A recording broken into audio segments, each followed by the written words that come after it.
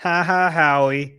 He tried to get us, tried to pull a late night signing thinking we already did the podcast, but we didn't. We had to push it back, and here we are. Yeah, the original plan, we would have been done, but some things happened and we pushed it back a little bit. And maybe he's got something else up his sleeve tonight. We'll see. But for now, we've got a linebacker signing to talk about.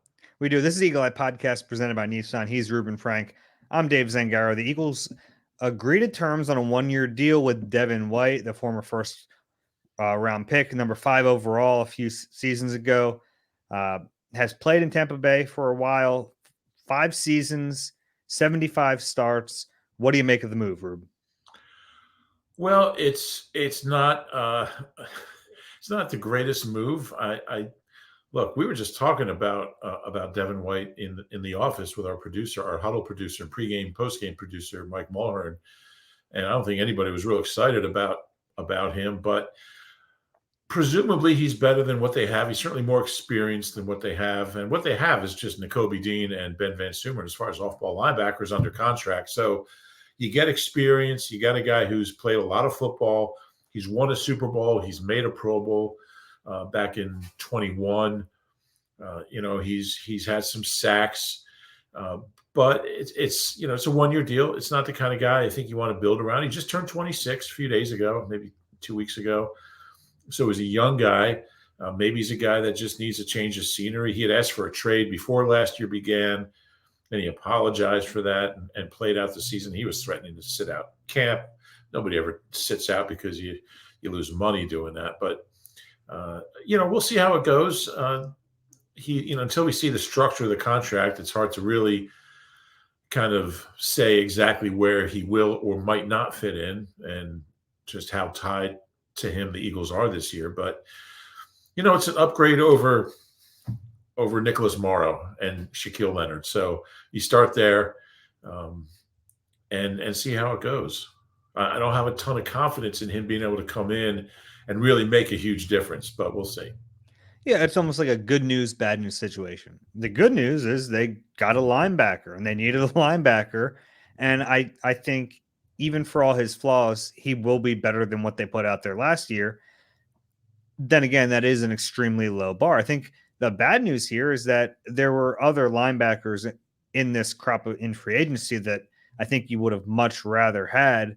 Now, the linebacker market did kind of go a little crazier than I expected. Some of these guys got bigger contracts than I anticipated, and probably bigger than many of them. Yeah, and probably bigger contracts than the Eagles anticipated as well. So, we'll see. I mean, he's super athletic. That's one thing. Like he is more athletic than the linebackers they've had, but there is also a reason a number 5 overall pick who's 26 years old is available for a deal that we know is definitely worth less than the 7.5 max that it's reported to be. Yeah.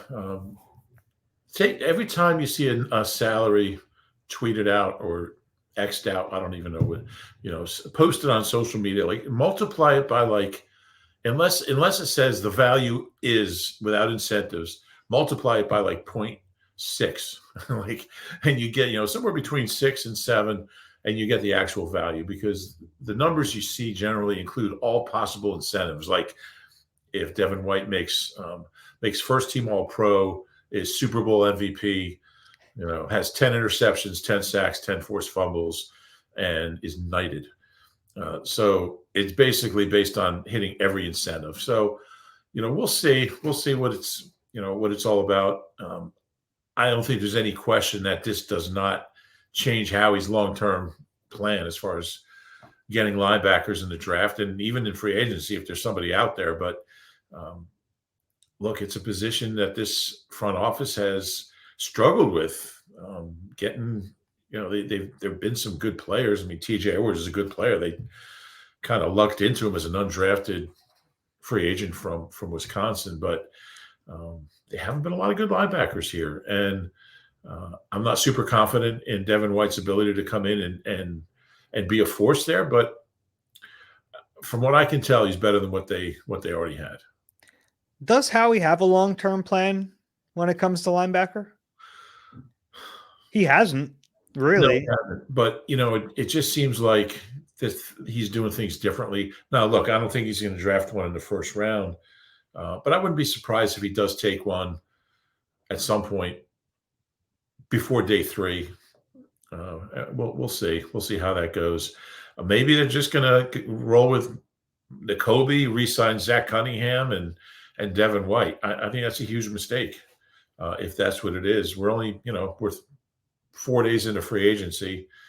We'll see what else happens, but there's still a lot of work to do. I think we can agree on that. There's still a lot of work to do at linebacker, and we'll see how he has up his sleeve because this isn't enough. Yeah, I don't know if he has anything else up his sleeve. I'm going based on like what we've seen his history show, and like yes, he bucked the trend at running back, but I don't have. I don't really believe he's going to do a lot more at linebacker. Maybe I'm wrong about that. No, we'll see. I mean, there's not a lot out there, and that's why I think Devin White is here. Um, but I mean, I think in the draft at some point he's got some picks.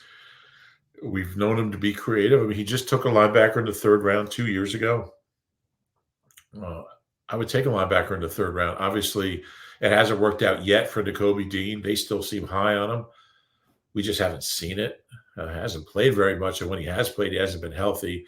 The few times he has been healthy, he hasn't really shown much of anything. I don't think he had a particularly good training camp. So, jury's still out on him. If Howie took another linebacker in the third round, I wouldn't be shocked. Yeah, I mean, let's see how Devin White looks here. He is fast, straight line speed. You Yeah. kind of have to point him in the right direction a little bit. The kind of crazy thing about him is like the one thing he is really good at is blitzing and being a pass rusher. And the Buccaneers still didn't want him. And that's like what Todd Bowles does. So that's what gives me some pause is that it didn't work out there. He got benched during this past season. I'm not trying to be super negative here, but it's I there's a reason he was available, and I it's not the best to me. It's not the best of the moves they've made this offseason. What's the best of the moves they've made? Oh, that's a good question. Now, what do you mean by best? Is that Who's going to make the biggest impact for the dollar? the biggest impact for the dollar? I think is going to be CJ Gardner Johnson. I agree. Because I think that's such an important position in this defense. We still don't have the exact numbers on that deal, but even if it was the max, like I still think he's a really valuable player to have because of the coverage ability from the safety position and what that means to this defense. You could argue either of the other two major ones. I mean, you could certainly argue Saquon. You could certainly argue Bryce Huff. But those guys were also more expensive. So I think I would go CJ on that. Yeah, me too. Okay. Anything else on the linebacker? Like, how do you think it works with, I guess, like right now would be Nakobe and Devin White. Now they still need bodies too, because you can't go into a training camp with 3 linebackers. Well, they have the big kid on the practice squad. Brandon Smith, who is like so large that he might just be like that Sam pass rusher type of player. Maybe. Yeah. Yeah, we'll see. I mean, when they sign those undrafted guys a few hours after the draft, there might be 4 linebackers there, 4 or 5 linebackers because, yeah, I mean, they need people just to take reps.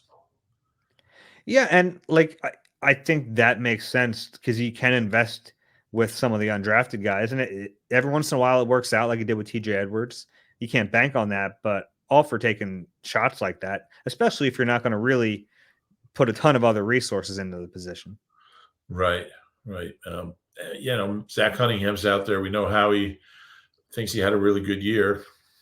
He hasn't signed anywhere else. Chances he ends up back here? I think it's pretty good. Yeah, probably. It wouldn't call. Look, for being like a backup type of player, I think that's fine. Yeah, I think it would have been a mistake if you just run it back with him. No, I agree with that. Although I think he's probably better than Devin White.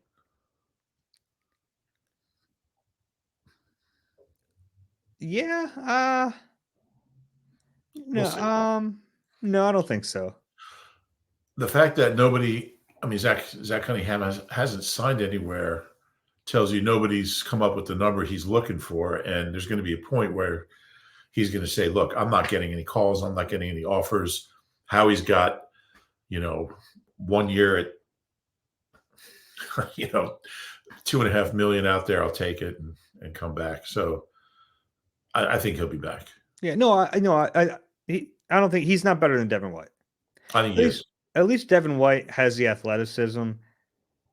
He has the potential to make some plays. They're both kind of liabilities in coverage. Yeah. Yeah. But I'll bank on the athleticism making a play here or there. Yeah. Like we're arguing over like who's better, like, Ed Sheeran or like Jason Mraz here. I mean, that's what we've come to. I like both of those artists. No, and you anyone don't. who likes them, I'm your guy. No, you don't. Rube's the killjoy over here. Anyway. And I'm just a curbside prophet with, I don't know the words to that song. It's a Jason Mraz song. Okay. Yeah. Can we move on? No.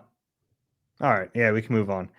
We met Saquon Barkley today. I'm not the hockey game tonight, so you better I know. I have to figure this out. Saquon Barkley. We met him today at the NovaCare Complex. Good to see Saquon. Yeah. Adorable kid who sat a few rows deep, made some noise. What'd you make of our first interactions with Saquon Barkley? He's an impressive kid. He had some good answers. Very smooth, very aware of the questions around him. I'm always impressed when somebody comes around and shakes everyone's hand after an interview, after they meet us. The last guy to do that was Matt Patricia. I'm not saying there's any connection there. I guess full title, please. I'm sorry. Full title. I don't remember what the guy tweeted. Top coordinator candidate, Matt Patricia. Top coordinator candidate, Matt Patricia. What a thing. So I was impressed with him. And look, he said he feels like he's got a lot to prove, and I think he does. Last year was not a great year for him. He had injury and production was down. The year before was great. So I'm very curious to see how it goes for him. Seems like a good kid. He came off the podium, and I wanted to ask. I didn't get a chance to get, I think, a third question in. He was 15 when the Eagles had their last training camp at Lehigh, and he grew up right there, Whitehall, Allentown, Bethlehem. I asked him if he ever went to training camp, and he said he had just a couple times. And he asked what year was Michael Vick here. I was like, yeah, it was right in that range. And he said he went to see Michael Vick. But it's kind of cool to think that Saquon Barkley was there watching LaShawn McCoy practice. I think that's that is cool. Yeah. A little bit of breaking news. What do you got? This is per NFL Network. Who is it? Oh, no, it's Schefter. Sorry. Jack Stoll. 1-year deal with the Giants. Okay. So number 2 tight end moves on. They need to find a number 2 tight end. Alberto. Your guy. Why is Alberto my guy? He's Howie's guy, if anyone. Because you learned how to say his name like an hour after they signed him. I like to be correct in my pronunciations. I just avoid it. I just call him Albert. But anyway, it's Albert Aquabenum, by the way. Aquabenum. I'm okay with that. He could have just traded Jack Stoll for Saquon. I'm all right with that. Look, I know that Jack Stoll's not a great player, but he did have a function in this offense the last couple of years. Yeah. And neither Albert O nor Grant Calcaterra can block. Correct. To that level. So they're going to have to figure that out.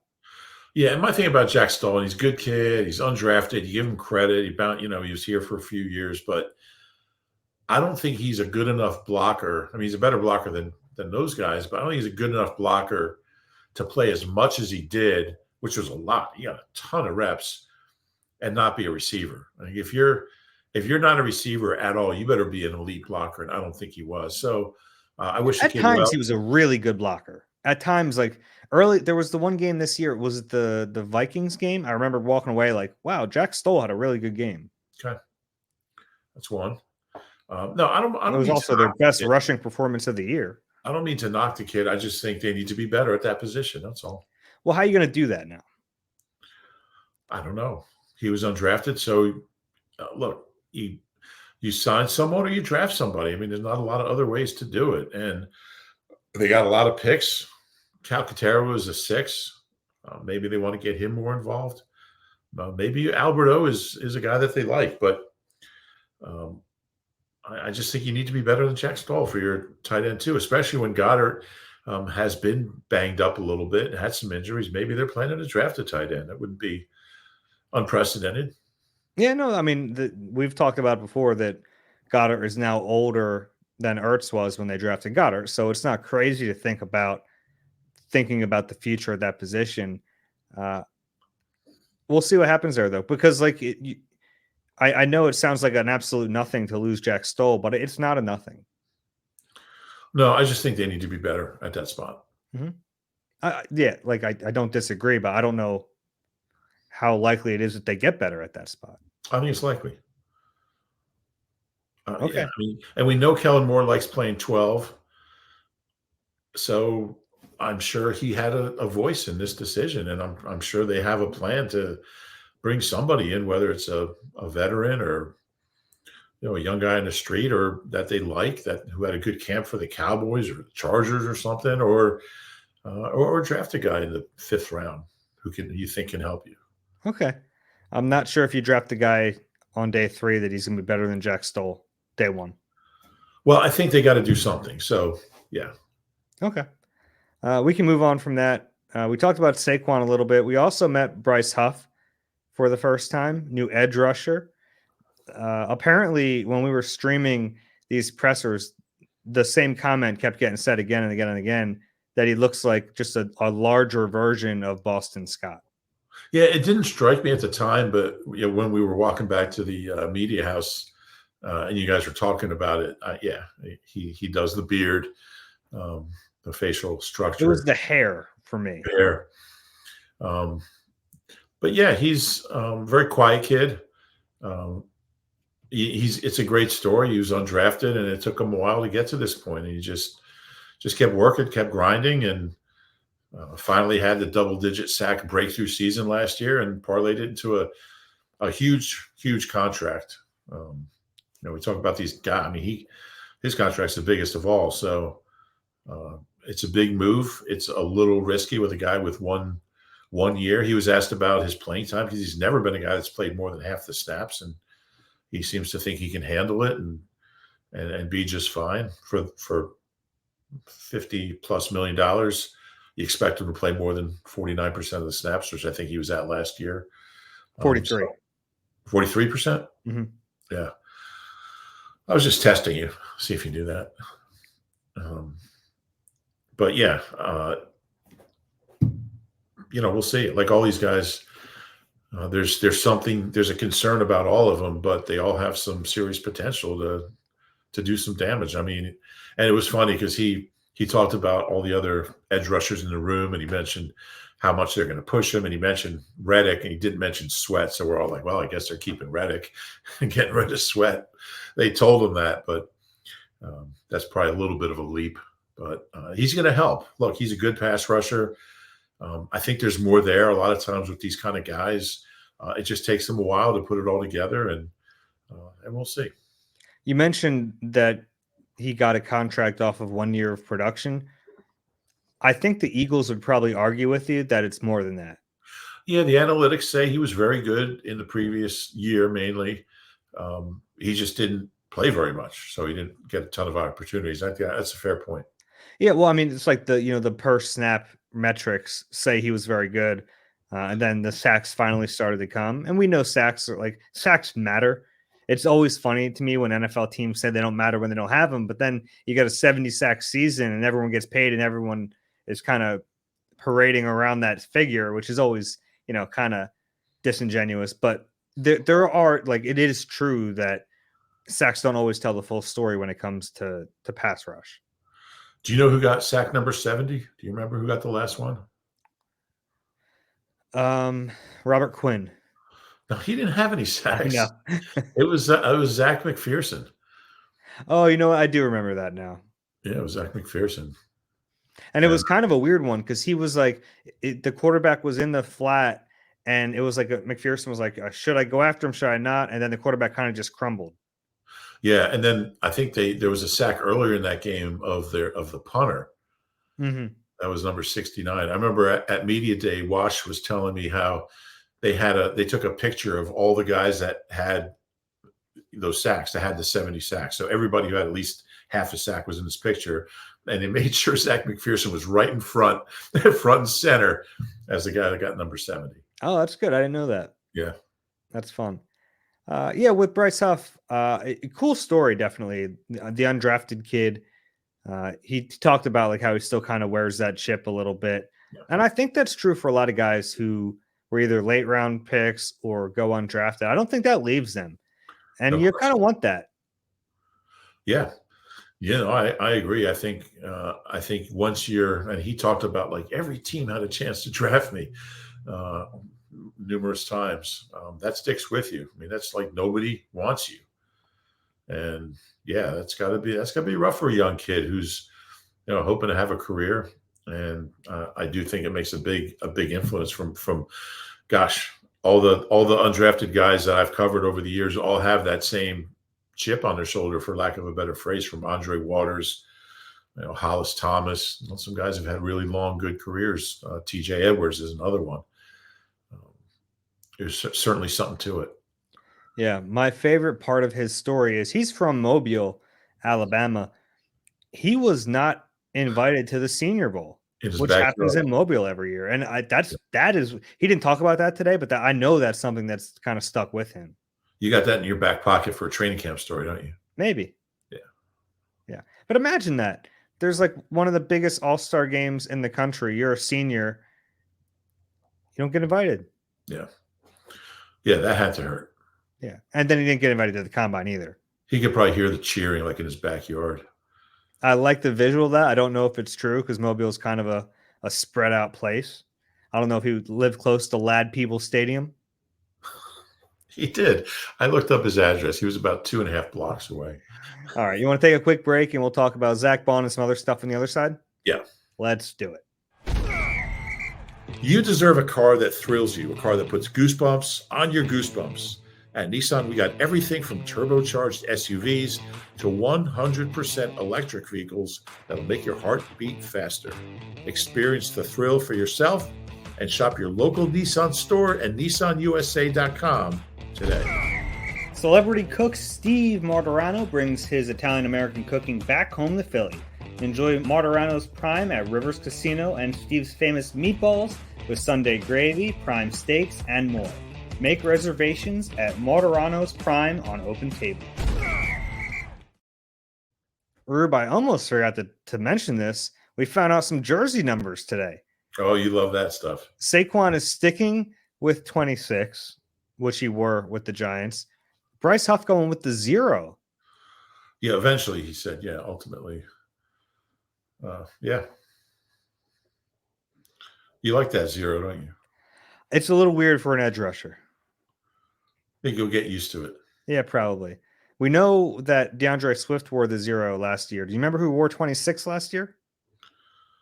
Was Miles Sanders here last year? He was not. Well, that's kind of funny too that he's going to wear a Miles number. That is funny. You tell me. Edmonds, Terrell Edmonds. Chase Edmonds. Oh, Terrell Edmonds. Interesting. Yeah, nobody wore it after him? No. I don't know jersey numbers. I know, I could tell you everybody's jersey number on the 88 team, but not on the 23 team. I mean, how could you forget Terrell Edmonds? He's easily forgettable. Zack Baun, we met, mentioned that Bryce Huff looked a little bit like Boston Scott. Zack Baun, it's funny because someone else, we were talking about that in the newsroom, and someone else said, yeah, and Zack Baun looked like Albert Pujols. And I was like, you know what? I didn't even see Albert Pujols, which tells you how my brain works. I saw former NFL reserve lineman, remember his name? Ryan Harris. Ryan Harris. Yeah, we were outside standing around, and he walked by. We didn't know who he was. And said, is that Ryan Harris? I don't think so. Why would he be here? But yeah. Zack Baun is significantly smaller than Ryan Harris. Yeah. At least height. Ryan Harris is a tall guy. Yeah, tall guy. Yeah, and we're looking for some clarity on how he's going to be used because there's, some questions about what he's going to be, how he's going to fit in, where he's going to fit in. He said, "I'm looking forward to finding out myself." He doesn't know. Pretty clear what he wants to do, though. He wants to rush the passer. Yeah. Yeah. And I think it would be, we've talked about this before with him. I think it would be a massive mistake if the Eagles brought him here to do anything but that. Yeah. And I think that's the plan. I'm guessing that's the plan. He's not that's what he is. That's Yeah, what he's definitely going to fill that Sam linebacker, like a very specific role in this defense. He's going to be a rotational guy. He's not going to be out there a ton. But I think he does fit that role well. And he can drop. Like, you're going to at times need that versatility. But he wasn't an off-ball linebacker. And the Saints tried him there. It didn't work. And that's why, when they signed him, everyone's like, oh, they've got a linebacker. And you're like, well, not like what you think. I think we need to just kind of start over with some of the terminology here. Right. Yeah. And, they announced Bryce Huff as a linebacker.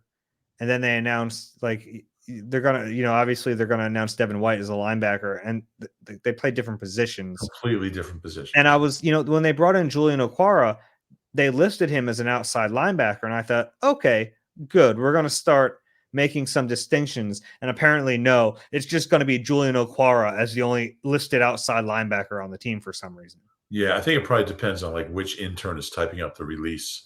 Who do I talk to about this? I would say Don Smolensky. Do I go to the president on this? Go right to the top. Maybe Mr. Lurie. Sounds like I got a 6-figure marketing deal to figure out over here, and you're bothering me about jersey numbers. 6 figures? Yeah.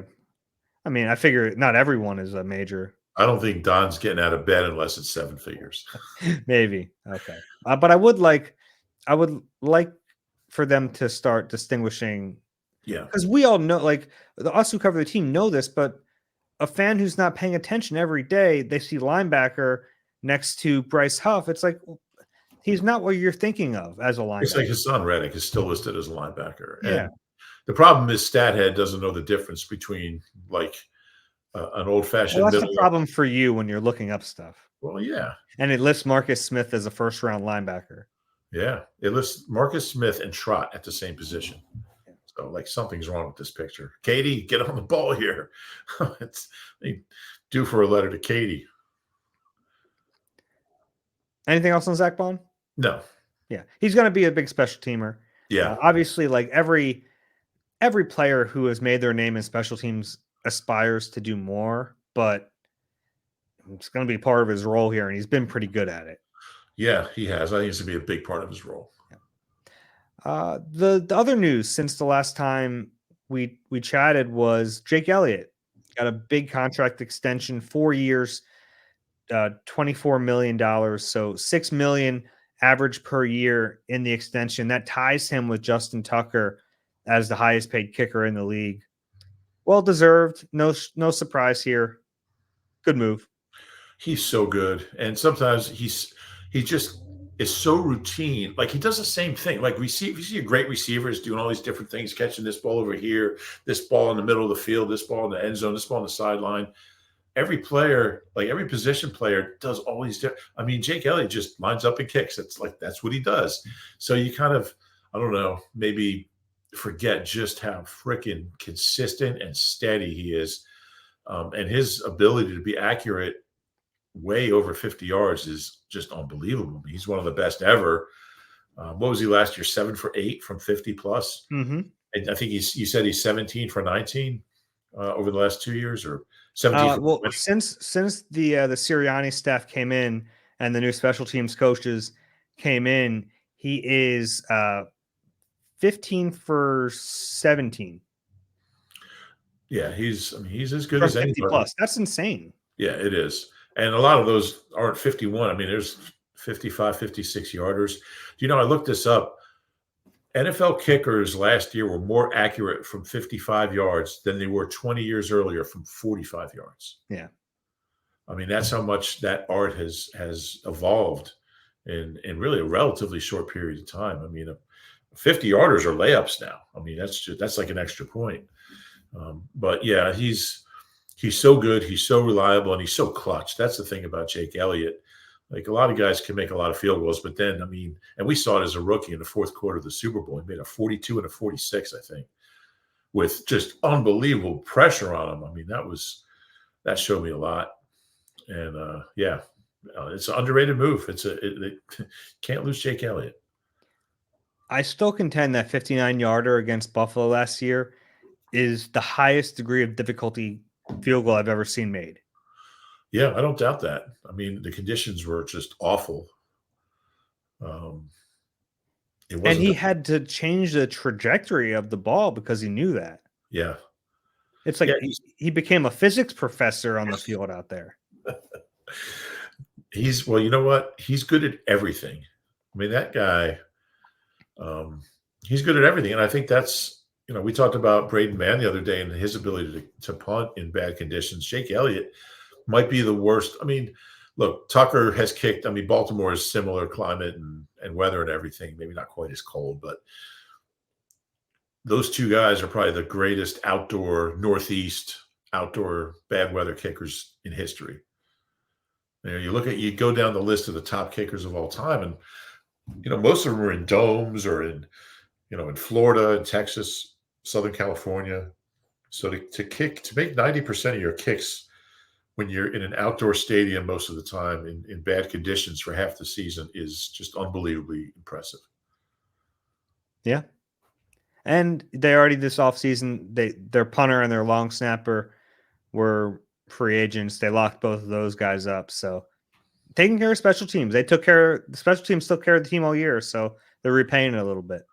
Yeah. I mean, Jake Elliott and Braden Mann might have been their two best players down the stretch. You threw Fletch in there and Kelsey, but they're both big time players. It's good to have them back. Yeah. What do you make of everyone who says Jake Elliott's the best athlete on the team?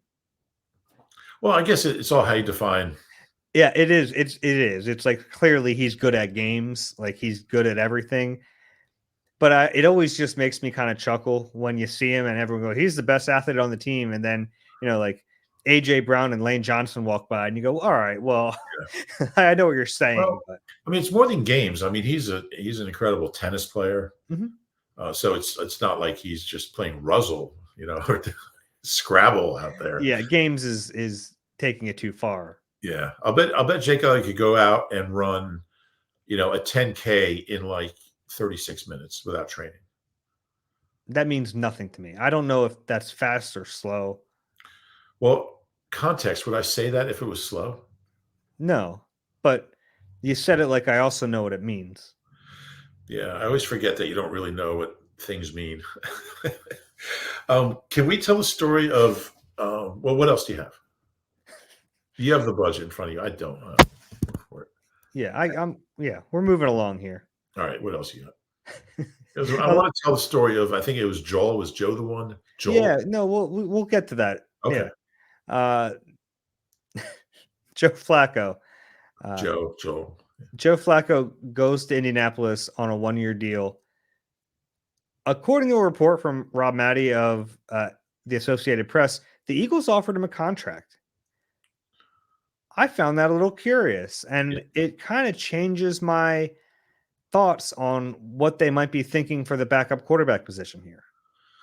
Yeah. Now, either they don't look at Tanner McKee the same way we do, which is entirely possible and could be correct, or they don't think he's ready to assume the mantle of number 2 quite yet, or they just really like Joe Flacco and wanted to have him around if it was doable. The fact that he didn't accept tells you it wasn't a competitive deal, competitive with what he got. So I wouldn't read too much into it. You know how Howie and Nick are. If there's a player we just like him, we just want to bring him in. I don't think it necessarily means they're down on Tanner McKee. It's a guy that they like. That they if the number was right, would bring him in. I don't think it necessarily means Tanner McKee won't be the number 2, but it could. Yeah, because this whole time I thought, well, clearly they need to bring in a quarterback. You need 3 quarterbacks in this day and age. I always thought if it was a veteran, it would be a really low-level veteran. And my idea was you bring in a guy and you have him compete with Tanner McKee, and secretly the whole front office and the coaching staff is like, go Tanner, win this job. And you'll want to see him in that role because it is a big boost to your team when you have a backup quarterback on a rookie 6th-round contract. And it's tough because I really liked what I saw from Tanner McKee in one training camp. They see him all year long. They see him in practice. They see him run scout team. So we don't know how he looked during the season. Right.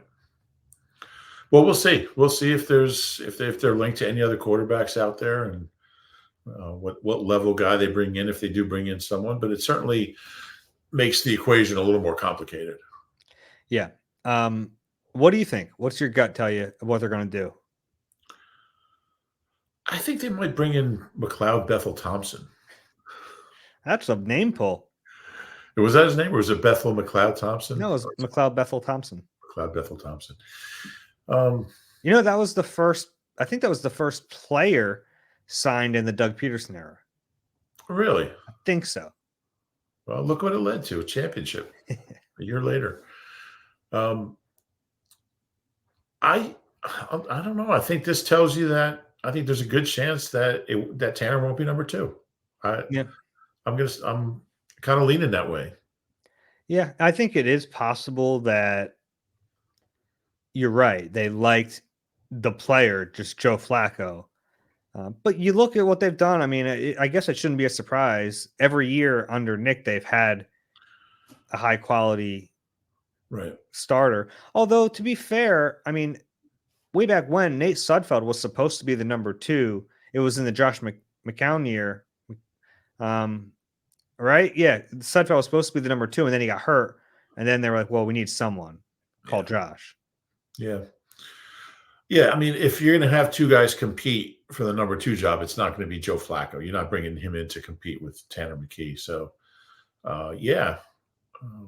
where's Suddy these days? He's a free agent. There you go. Jeff Lurie loves him. He does. Loves him. What do you make about the Justin Fields talk? I'm sure you've heard that conversation floated. Obviously, huh? I don't think it's going to happen. Okay. I'm curious what happens with him, but it just doesn't add up here. I don't think it makes sense. At all? Well, first of all, his contract, I haven't looked closely enough to his contract, but as far as I know, there's like a bonus in there that would basically make it a 1-year thing. You'd have him for 1 year and you'd have to cut him, or you'd get like $25 million at the start of the next league year, next spring. I think there's things in his contract that would make it a 1-year deal. I don't know. I don't know him. I've never met him. I've never talked to him. I don't know if Jalen has a relationship with him. I just think you have to be careful with bringing in. I don't think he's a great player, but I think he's a player that has played a lot of games. He started a lot of games. He's had some really, really good games. I just don't know if that's the dynamic you want in your locker room. I don't know if it would be an issue. So like for me, obviously, I like the player. I think he's a good player. I'm kind of surprised no one else has traded for him. Yeah, he's in the final year of his deal, so you'd be trading for a 1-year player, and I think that's fine. Like, I think he makes sense as a backup here, but now obviously we got to see. I'm surprised no one's traded for him yet. And the only way I do this is if it's like a day 3 pick. If it gets down to that point and they draft Caleb Williams and they go, well, we can't have him around anymore because it would cause obviously a bigger dynamic and problem in that locker room. Yeah. I'd trade a 3rd-round pick for him. 3rd-round pick? No, I'm sorry. Day 3 pick, not a 3rd-round pick. I traded a day 3 pick, but I can't imagine that would get you him. I would do that. Okay. But because I think how you feel about him kind of is defined by what you trade for him.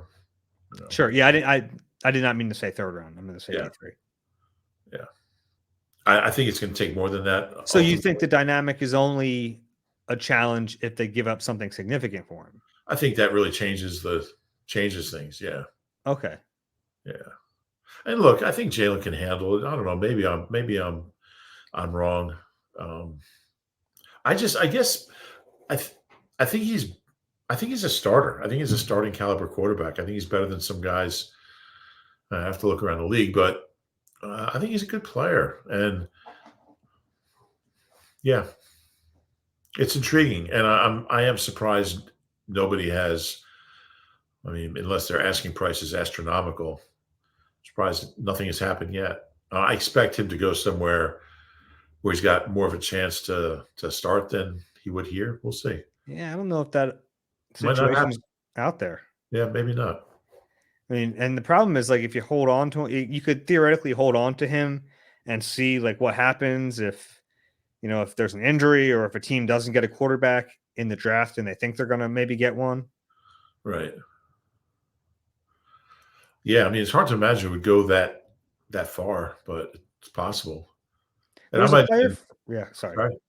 There was a player for player trade today. Did you see that? I did not. Desmond Ridder for Rondale Moore. Okay. Who got the best of that deal?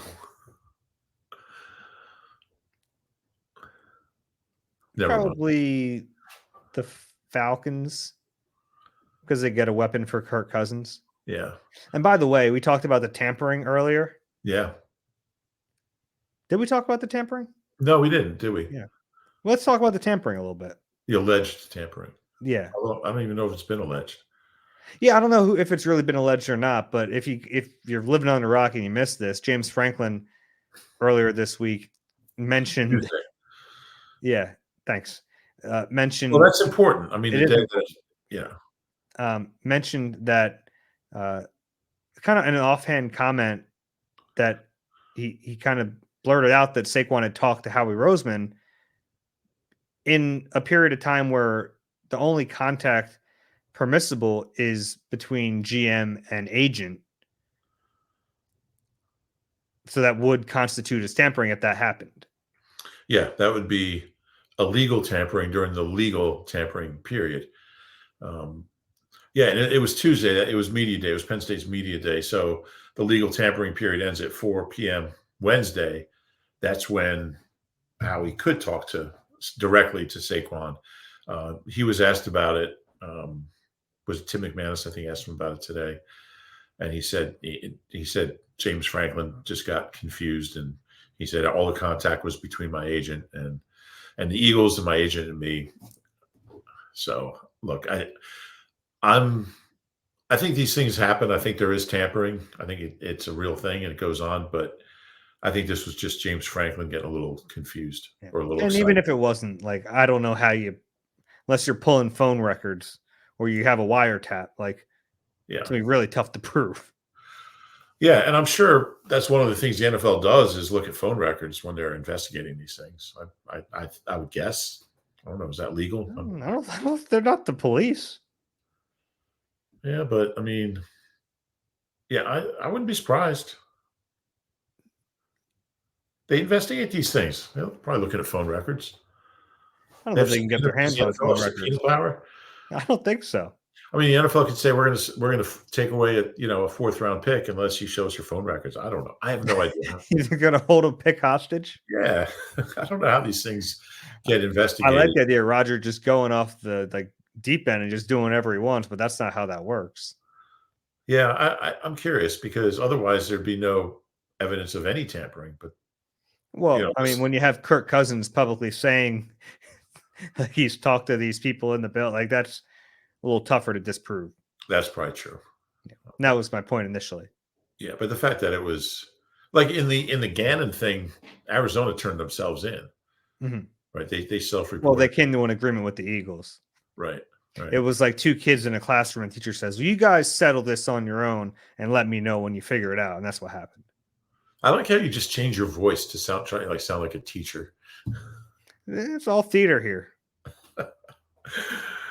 All right.